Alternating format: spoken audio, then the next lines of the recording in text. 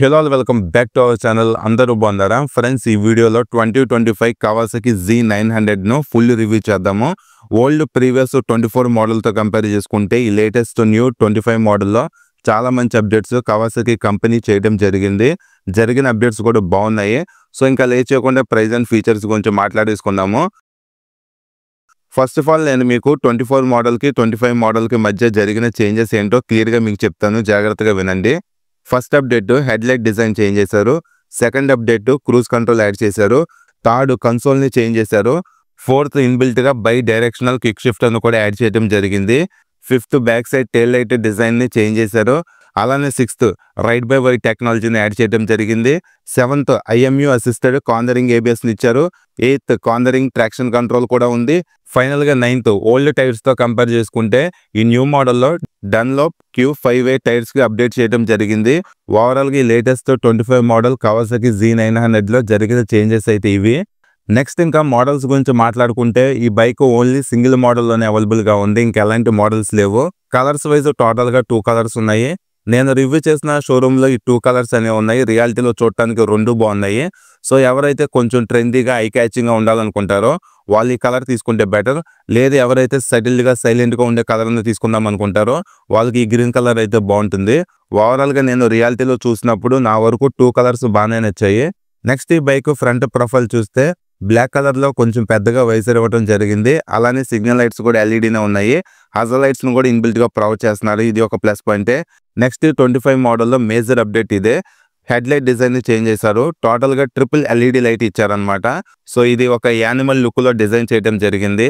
పైన ఉన్న 2 lights ice లాగా, కింద ఉన్న లైట్ మౌత్ లాగా డిజైన్ చేశారు. బట్ నా వరకు రియాలిటీలో ఈ హెడ్ లైట్ డిజైన్ అంతగా ఏమీ నచ్చలేదు, చాలా యావరేజ్గా ఉంది. Previous model head light design చూడటానికి అగ్రెసివ్గా అలానే అట్రాక్టివ్గా ఉంటుంది. బట్ ఈ లేటెస్ట్ 25 మోడల్ హెడ్ లైట్ అంత గ్రేట్గా అయితే ఏమీ లేదు, యావరేజ్ అనిపించింది నాకు. సో మీకు ఎలా అనిపించిందో కింద కామెంట్ చేయండి. నెక్స్ట్ ఇంకా front suspension wise 41mm black colour USD forks ఇచ్చారు.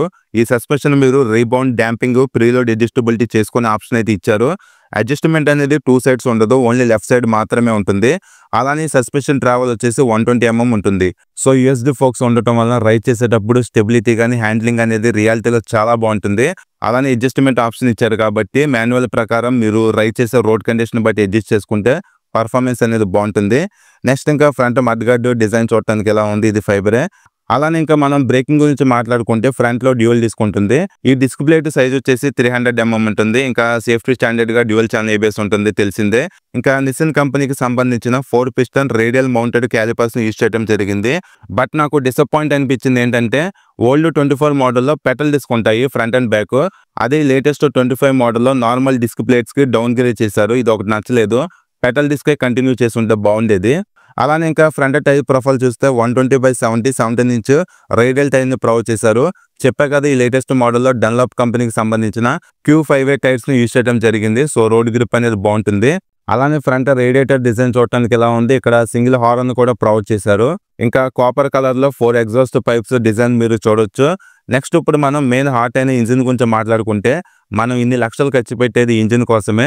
The beauty of inline 4 cylinder engine చూసారు ఎంత పెద్దగా ఎక్స్పోజ్ అయ్యి కనిపిస్తుందో. బైక్లో సగం వెయిట్ ఇంజినే ఉంటుంది. అలానే పర్ఫార్మెన్స్ కూడా ఈ బైక్లో నెక్స్ట్ లెవెల్లో ఉంటుంది. ఇప్పుడు మనం టెక్నికల్ డీటెయిల్స్ గురించి మాట్లాడుకుందాము.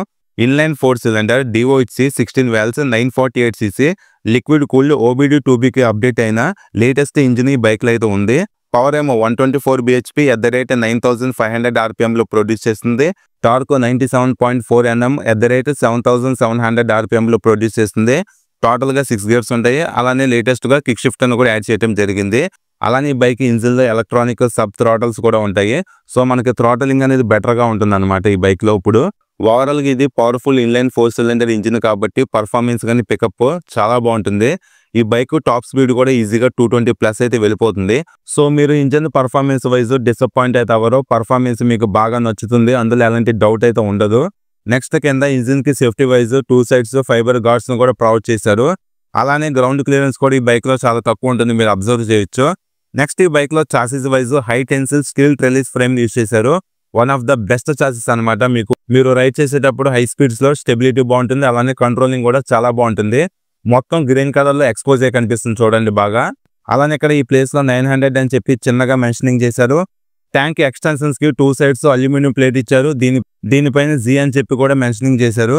అలానే ట్యాంక్ పైన ఇక్కడ కవాసాకి అని చెప్పి 3D బ్యాడ్జింగ్ లో మెన్షనింగ్ చేశారు. ట్యాంక్ కూడా మెటల్ ఫ్యూల్ ట్యాంక్ ని ప్రొవైడ్ చేస్తారు. ఇది ఒక ప్లస్ పాయింట్. ఇక్కడ ఉంది చూసారా, ఇది మాత్రం ఫైబర్ ఇచ్చారు.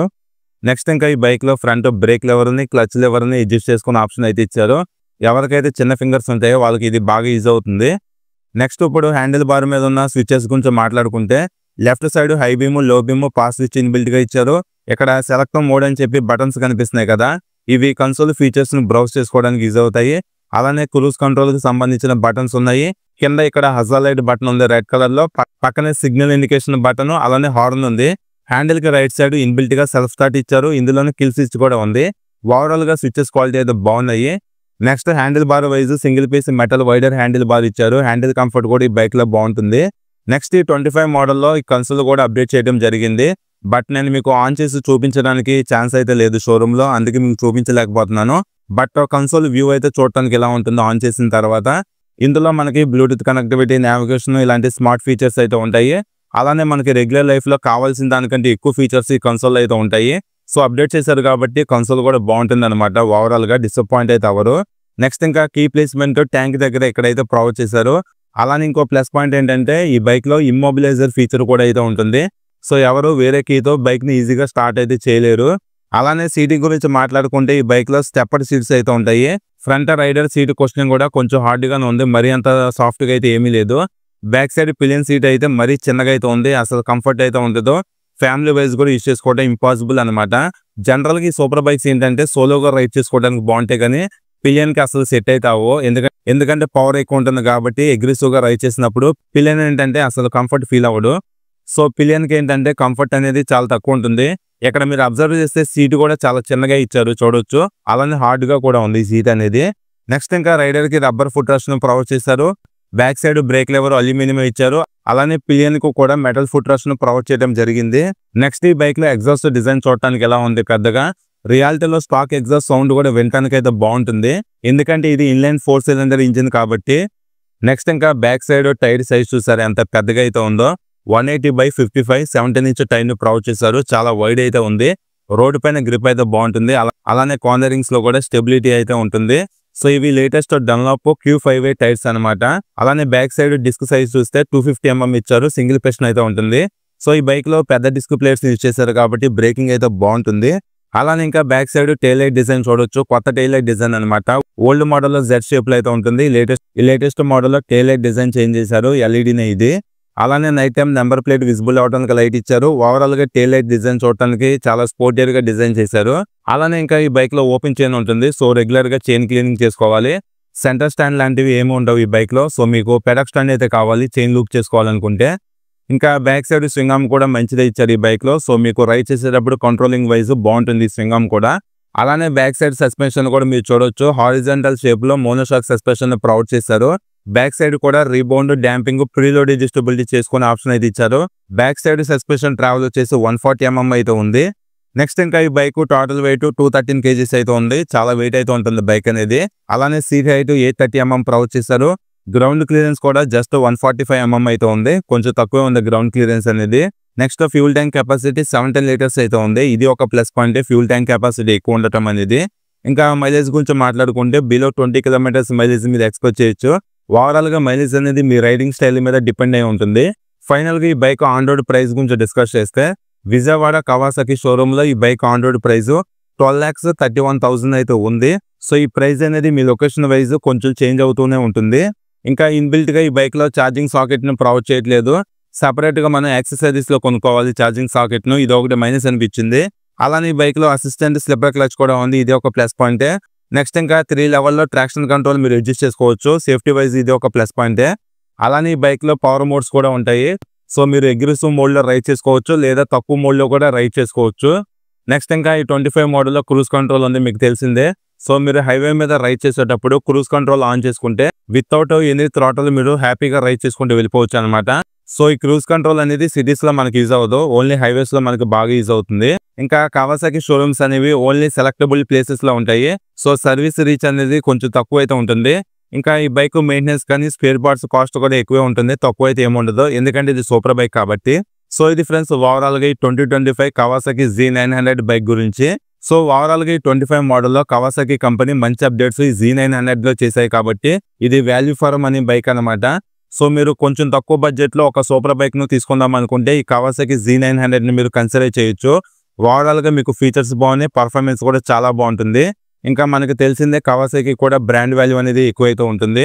సో ఈ 25 మోడల్లో ఓడితే అప్డేట్స్ కవాసాకి కంపెనీ చేసింది. సో ఇది ఫ్రెండ్స్ ఓవరాల్ గా ఈ వీడియో మీకు నచ్చింది అనుకుంటున్నాను. ఈ వీడియో నచ్చి లైక్ చేయండి. మన ఛానల్ ఫస్ట్ టైం చూస్తే సబ్స్క్రైబ్ చేసుకొని సపోర్ట్ చేయండి. Thank you.